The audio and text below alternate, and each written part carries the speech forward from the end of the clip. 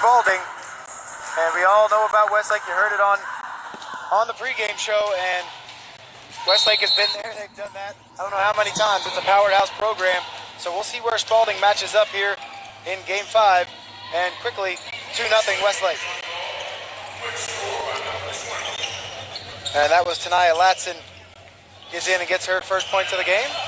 And Raven Johnson, we're going to say her name a pretty good amount, I would say, tonight. Raven Johnson is really led by, Raven Johnson, Lydia Freeman down low, and Brianna Turnage are the three main stars, but there's not really a whole lot of bad players on this Westlake team. No, they don't really drop off as far as skill set goes. Coach Hilda Hankerson, a phenomenal coach, so she pretty much has her entire roster with a next, I'll say, woman up mentality. Westlake starts out with a bang here. They're up 3-0. After Raven Johnson hits one of two free throws. And Spalding goes up with the left hand. And that was Kirsten Milner. Couldn't quite get it to fall. Gets another offensive rebound. And Milner once again will run the point guard for this Spalding team. Out to the left wing, another turnover here from Spalding. And back comes Westlake and Coriana Evans. Of course, Spalding gets back, but loses it out of bounds. Ball will stay with Westlake here. Quickly, you see the kind of defense Westlake wants to play. All kinds of pressure put up on Spalding. Caused a couple of turnovers here early on. Yeah, I think you're going to see that throughout as far as the pressure goes. Westlake will keep the pressure up throughout for the full 32. And Raven Johnson, one-hand pass to Turnage, top of the key. Down in the paint to Freeman, up and good. 5-0 Westlake. Freeman signed with Georgia Southern, just recently started playing basketball within the last couple years here, so still has a tremendous growth, but you can't teach size, so Georgia Southern going to get a nice size inside player. And there she plays some pretty good defense there. And out on the fast break is Carly Hooks, and she goes up and in for the layup. 7-0 Westlake. Carly Hooks, East Tennessee State commit, so there you go. Johnson City, Tennessee, East Tennessee State, of course, that's actually where I'm from before I moved down to Atlanta. So I've seen a lot of ETSU players and watched a lot of basketball from ETSU, so they got a good program up there as well. Down into Freeman again, and one thing you'll notice about Freeman, she has terrific hands. She'll step up, she'll receive the ball. She has good ball placement. Like Coach said, she's not been playing basketball her whole life, so there's still a lot of the nuance of the game to learn. But as far as the skill set goes, she has terrific feet and really, really nice hands, and she has an ability to finish. You got to be able to use that size to your advantage as well. You can see on a couple of those passes down in the painted area, she just kind of blocked that defender off. Use your hips and your butt area to you just block that defender off, and she uses that really well. So combined with good hands, a lot of room to improve.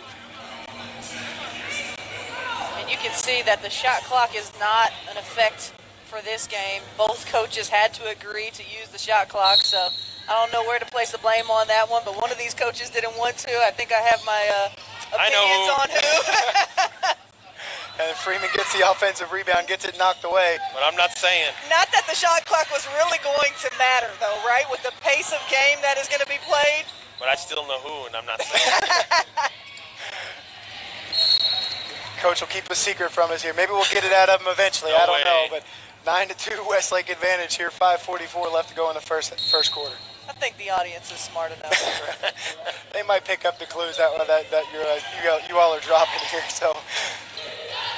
Right side, Spalding in the corner. And that's Alicia Thread. And a foul is going to be called on Westlake.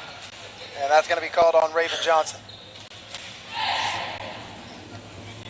And that puts Coriana Evans. And that is Spalding's best player. She can do a lot. She leads that team on both sides of the ball as well, but she can really put the ball in the basket. She's going to have to step up big if she wants to kind of keep pace here with Westlake today. And I think one of the things for Spalding is they just got to be comfortable with who they are, and they just got to go and play. And they're not playing against the ghost past of Westlake. They're playing against the Westlake team that's out on the court right now and that's super important to understand when you play games like this. And Spalding's a quality program, and they got to just play like they know they're capable of, and don't even worry about that scoreboard. That'll all take care of itself. We kind of talked about, just go to the last game really quickly. St. Pius was going up against a team that was bigger, stronger. They win a lot of games, but what do? They played their game the entire 4 quarters, and it kept them in the game. Do what you're good at, right? And I agree, Coach. And I think that mentality starts with Coach Gilbert, who isn't afraid to play any team there, and that kind of transcends down to your team that we shouldn't be intimidated by Westlake. Let's go out there and play our game, and if we make mistakes, let's get to the next play and get better. Absolutely, and that's just the right approach.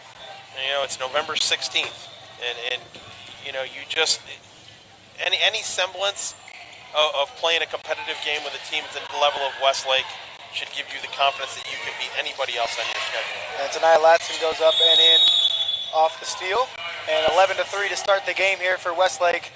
They're starting the game very quickly, and we have our first break in the action, but kind of as expected, guys. We've seen Westlake come out. The defense, the turnovers is really what's kind of making the difference early on in this game. Westlake really being able to run the fast break and get out in the open and get some easy baskets. Yeah, the transition points for Westlake right now is what's killing Spalding right now. Those turnovers right at that top of the key, and Westlake just out to the races getting those fast break points. One of the things with Westlake is when they get in transition, they're never in transition with one player. You'll hear Coach fussing at them the whole game about getting ahead of the ball. Get ahead of the ball, and they get in transition with 2, 3, 4 players at a time, and it's just a wave of talent coming at you, and it's very difficult to deal with. Well, and I think we're going to brag a lot on Westlake just because it is such a solid program, but that also is credit to Coach Hankerson and just the program that she runs. She doesn't expect anything less from anybody on her team. Everybody's going to run the floor on every possession. Absolutely. Nothing wrong with that. No, that's not how at you all. put a program together, Yeah. right? You got to have buy-in from 1 to 12 or however many you have on your roster. You got to have buy-in from everybody. There you go. Nice back cut there. Couldn't quite finish, but out comes Westlake in a hurry, and that's Carly Hooks from 3 in the corner and knocks it down. Coach, give me your assessment of Carly Hooks. Where do you see her moving on?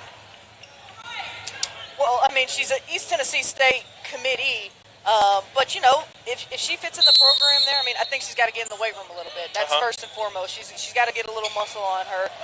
But this is the first time I'm seeing her play, so ask me at halftime maybe, and then I'll give you a fair assessment. I'll ask you as soon as we start the third quarter. All right. And I'll tell you something else. If you can knock down that corner 3, you're going to fit in at East Tennessee State University. Yeah. I have watched plenty of that game, plenty of that team and that program.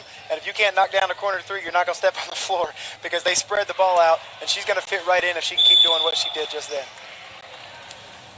17-3. Silly foul there by Coriana Evans, 94 feet away from the baskets against Lydia Freeman, who's not going to put the ball on the floor and push it up the floor. And Evans has to know better. As a senior on this team, they need her on the floor. And as we said, the main scoring threat for Spalding, so she's got to play. If they want any chance even to make a comeback, and listen, it's 14 points, but we saw an 18-point advantage at halftime here at the 1 o'clock game, and we saw that turn around really quick in the second half. So anything can happen, but she's going to have to stay on the floor if they want a chance in this one. And there's Turnage going to drive the lane, hand it off to Hooks, and 3 seconds on Westlake, and ball will go back to Spalding.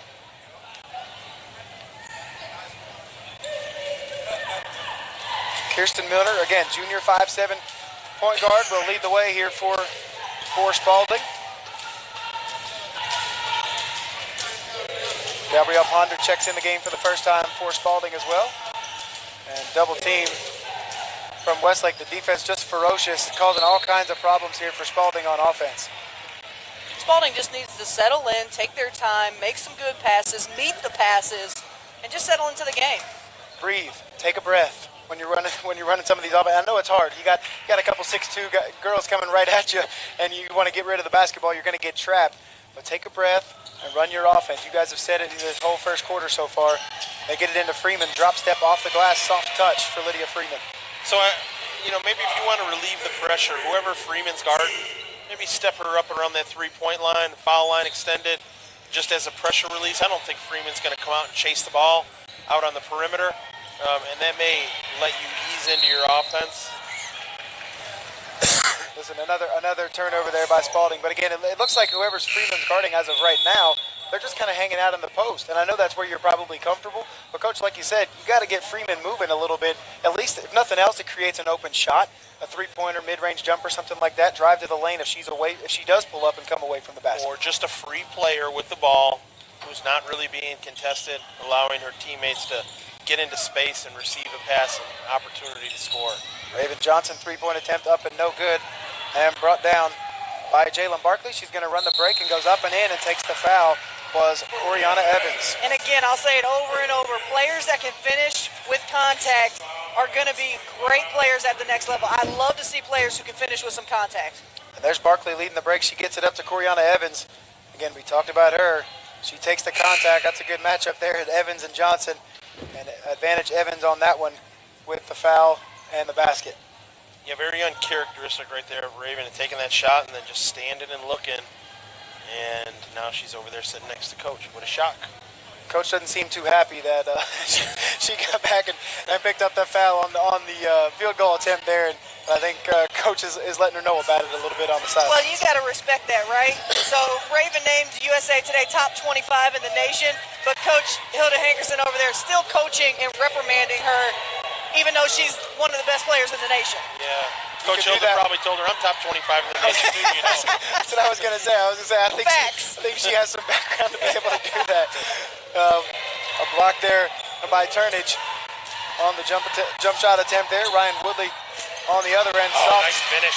And she flexes on him down there after that one. And that was Ryan Woodley, first basket of the game for her. 21-6, Westlake's advantage. Spalding trying to look. They got to get something going on the offensive side. That you can see they can score when they get in the open. But how do you score in the half-court set? And there's Coriana Johnson. That's a good way to start. But Evans, excuse me. But that one rims out. And Westlake comes back in a hurry. Turnage steps into a three, buries it. Well, and right now, Westlake is playing a man-to-man defense, right? So if I'm Coach Gilbert, I'm just going 5 guards. Because like you mentioned, that pulls Freeman outside of the paint. And let's be honest, I mean, Freeman's going to get hers on the inside on the offensive end anyways, but can I match it point for point? And she's getting a touch on almost every possession as Freeman. They're working inside out, but when you can make threes like they can, up and in on the layup as well, and that was Carly Hooks once again. But when you're making the three-pointers like that and you're working inside out, it opens up all kinds of opportunities when you have a Lydia Freeman down there in the paint. And I'm going to give you a testament to how hard Freeman's worked. And I know that young lady has worked hard to become a better player. And we have played almost the entire quarter. And I know there's a sub at the table for her, but she has run the floor every possession from the beginning of the game. And she's finally coming out right now. She just played 7 minutes and 12 seconds. There's not a lot of bigs that play around the basket in the boys' game that can play 7 minutes and 12 seconds. And give that girl credit for working hard and wanting to be the best player that she can be. And that can't go without being noticed, that she just played 7 minutes and 12 seconds and ran every possession. And that's what that's what I was gonna say, is that it wasn't just running up and down the floor. I mean, she's taking contact, she's getting rebounds, she's finishing, she's being productive as well in those 7.5 minutes. So Turnage with the mid-range jumper, she knocks it down. It just seems like Westlake doesn't miss a whole lot as they're now up 28-6 with 20 seconds remaining in the first quarter. Milner's going to drive to the lane, try to go up with the left hand. Turnage knocks it away as 10 seconds remaining here on the first quarter clock. Turnage in the corner to Hooks.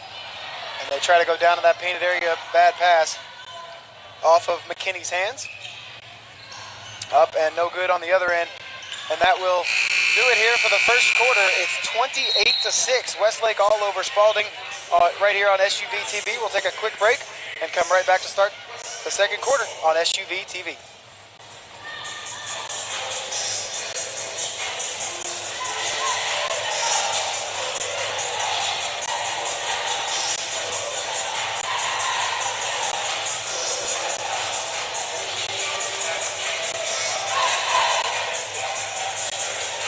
Looks like we're actually going to stay right here. Brianna Turnage, we just saw a replay of her. She's had a good first quarter as well. Pull up mid-range jumper there. But Westlake just keeps throwing girls at you that can do a lot of different things. We talked about Lydia Freeman and her productivity there. for really 7.5 straight minutes in the first quarter. Down low, getting some rebounds and boxing out, doing some things like that. But then you have Turnage, Raven Johnson, Carly Hooks has had a great first quarter. We talk about her going to ETSU. She's hit a couple of corner three-pointers.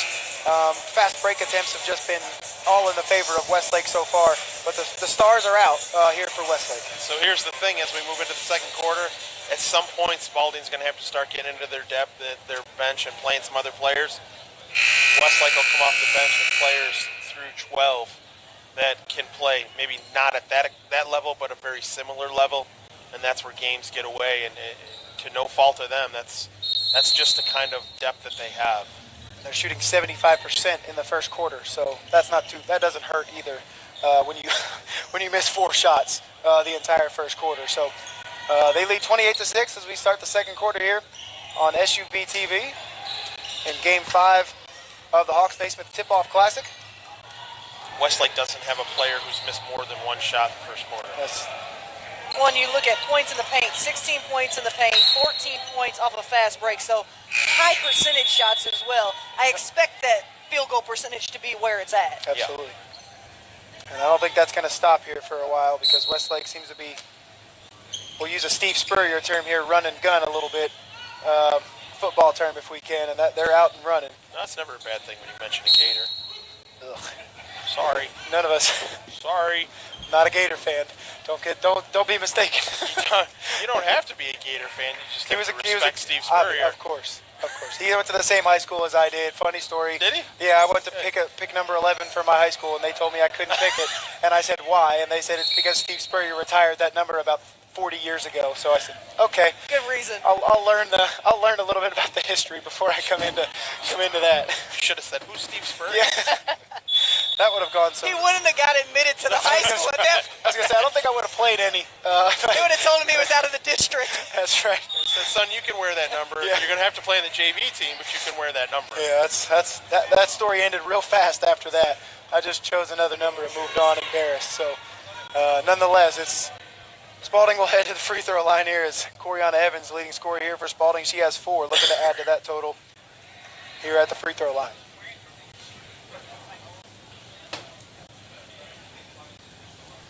First free throw is up and rattles home for Evans. Puts her 3 for 4 from the free throw line. Let's take notice here. Lydia Freeman coming back in the game, so Wow. only about a minute break there in this quarter. Let's see if she plays this entire 7 minutes out. And free throw lane violation there on Westlake, so Evans will get a second, I guess a third chance, second chance at the miss there on the second free throw attempt.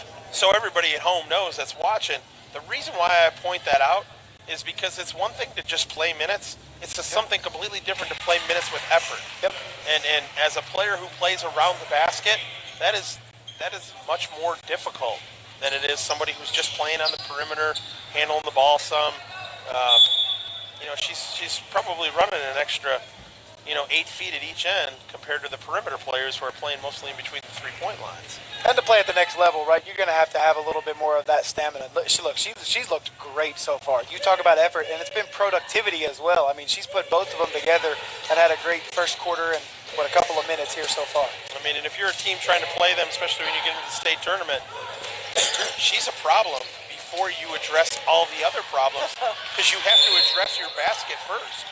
Like the first thing you can't give up are easy points around the basket. So how much are you going to commit to her?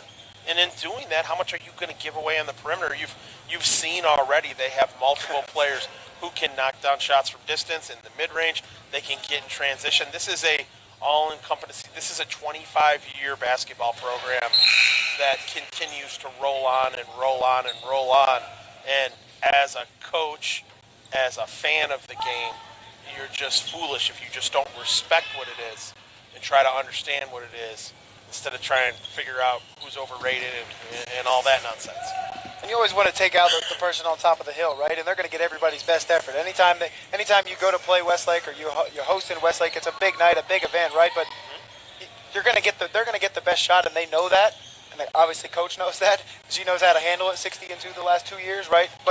And you know how to handle something like that. And so not only are you playing some quality teams, you're a quality team, but you have to kind of hold up against the effort of everybody else's best. So if you're Spalding on the other side, I'm a firm believer, and you got to look up and say, you know what? In an hour and 15 minutes, this is all going to be over anyway.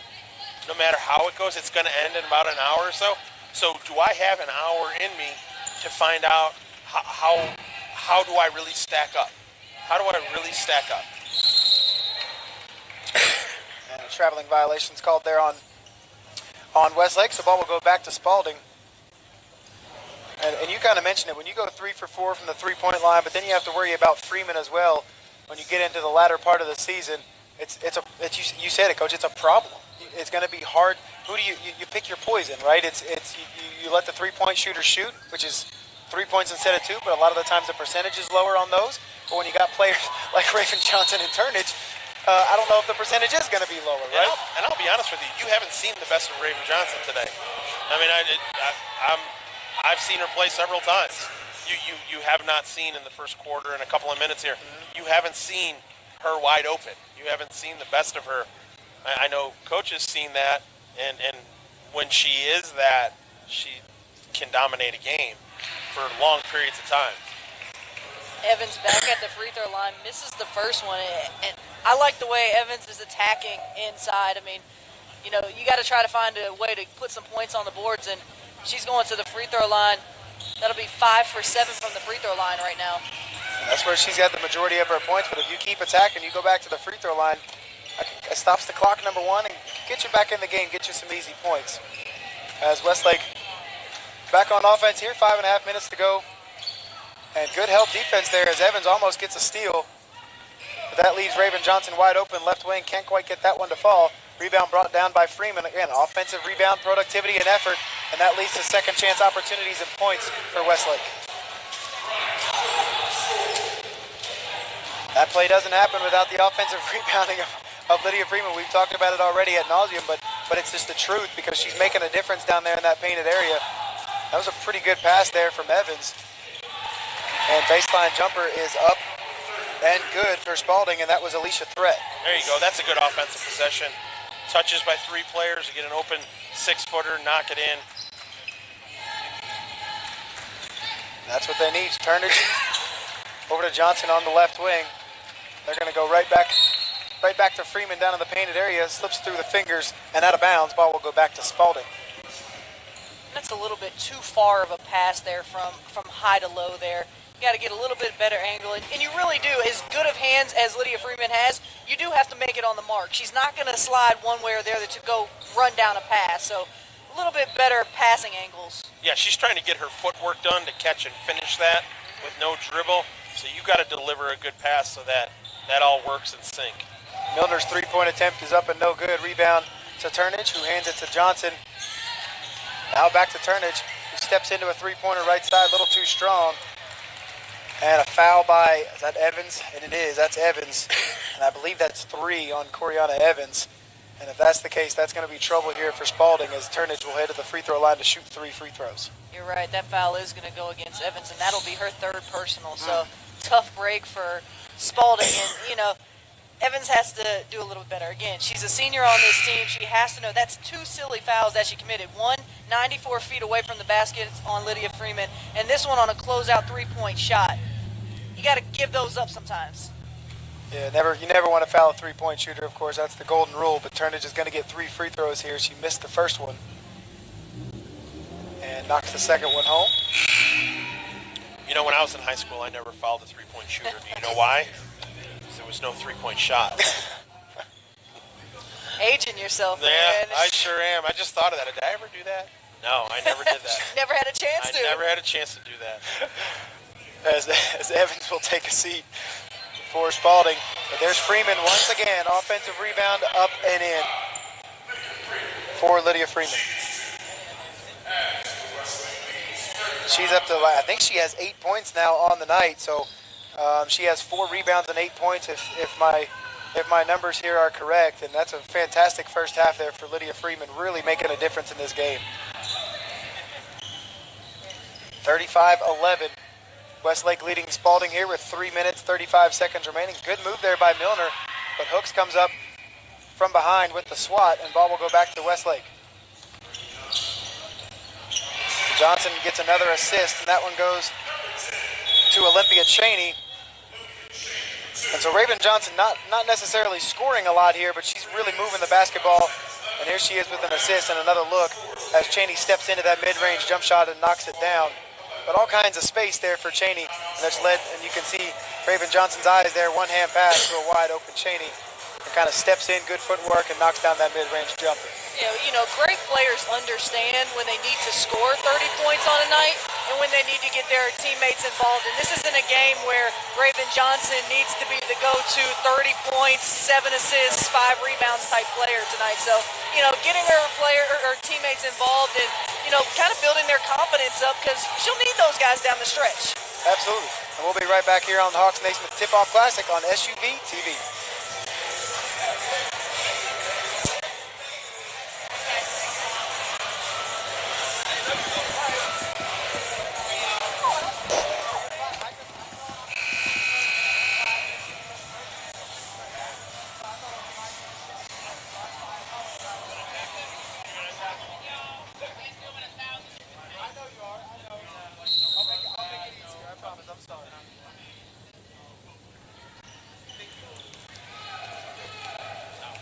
And welcome back here, Hawks Naismith Tip-Off Classic.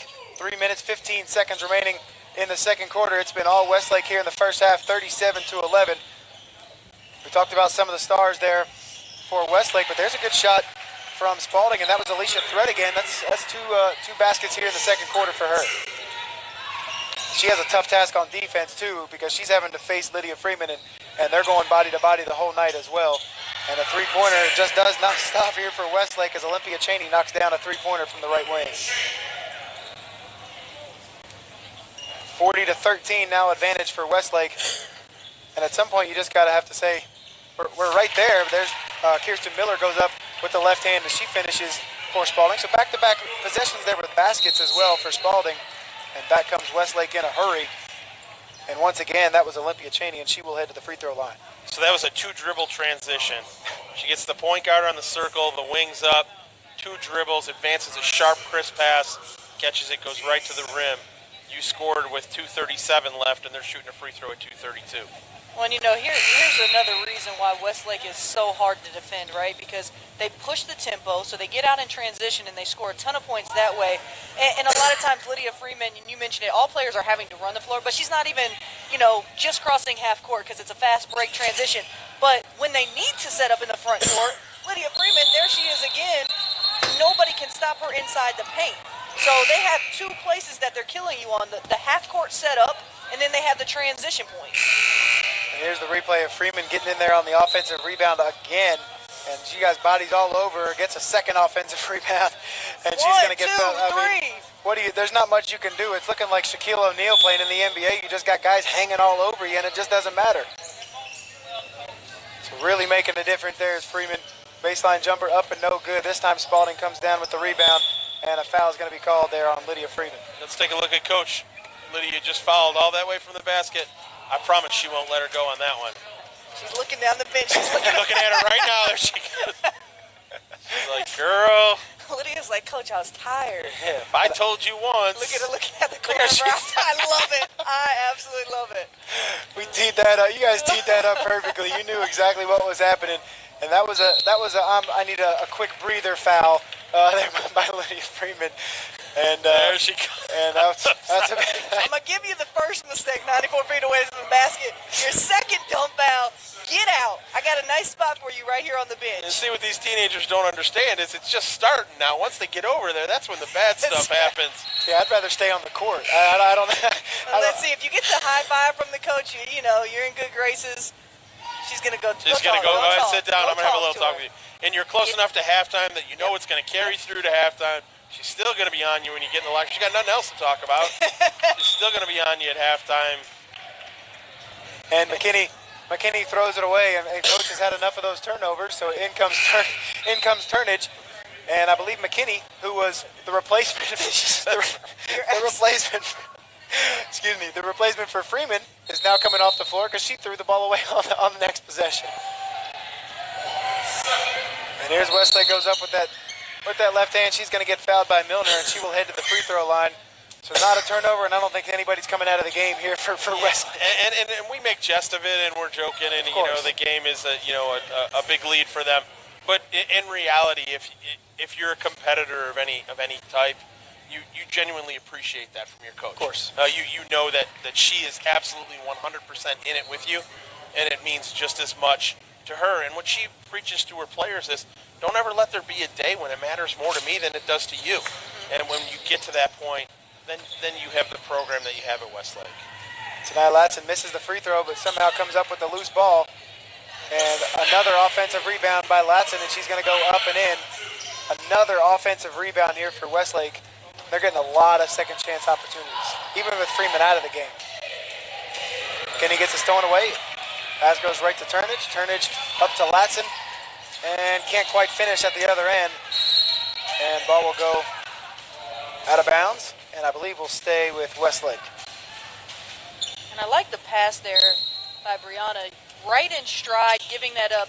A lot of people underestimate when to give that fast break basket up, so your player only has to take one dribble, so the steps are right in rhythm to go up to a basket. That takes time to kind of learn that, and some people just naturally have the skill on that timing. That's a great point, to let her go ahead and get out in front of you where you got space, and you can just drop it in there.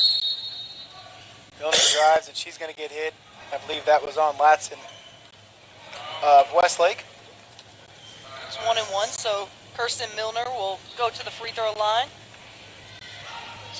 Both teams with 18 fouls, so approaching the double bonus here, but only a minute 17 left to go here in the second quarter.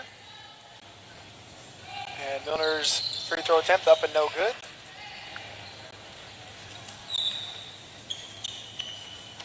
And rebound brought down by Kamara Langston for Westlake. First time we've seen her in action here tonight. And Latson, three-pointer from the corner, that's no good. Almost another offensive rebound and second chance opportunity there for Westlake. They get it out to Milner, and I believe she's going to get fouled. A blocking foul is going to be called on Brianna Turnage. Milner looks like she's still shaken up a little bit from that last play. I don't know if she got poked in the eye or what. And Turnage will exit the game, probably for the last 56.7 seconds or so. And Milner's 1-1 is up and no good. McKinney with the rebound goes up strong, and she will get fouled. And that was Kelsey Willingham there for Westlake, a freshman getting in the action here in the first half, comes up and gets the foul for Westlake. So McKinney will head to the free throw line for the N1 possibility.